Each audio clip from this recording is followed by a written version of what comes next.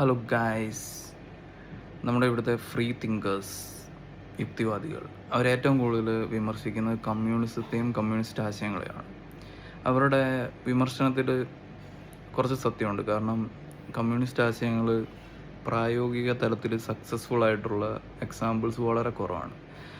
പക്ഷേ ഈ 1920s-ലും 30s-ലും ഒക്കെ യൂറോപ്പിൽ ഭയങ്കര ഫാഷനിലുണ്ടായിരുന്ന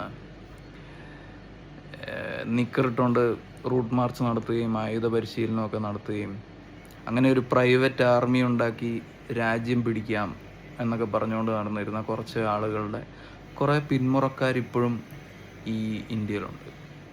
അവരിപ്പോഴും നമുക്ക് ചില ഉൾപ്രദേശങ്ങളിലൊക്കെ പോയാൽ നിക്കറിട്ട് വടിയും പിടിച്ചുകൊണ്ടൊക്കെ നടക്കുന്നത് കാണാം.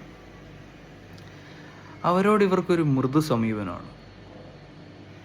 അതെന്തുകൊണ്ടായിരിക്കും? അതൊരു നല്ല ആശയമാണ്. അത് ലോകത്തിൽ പ്രായോഗിക തലത്തിൽ സക്സസ്ഫുള്ളായ ഒരു ആശയമാണ്. ഇതൊരു പ്രധാനപ്പെട്ട ചോദ്യമല്ലേ?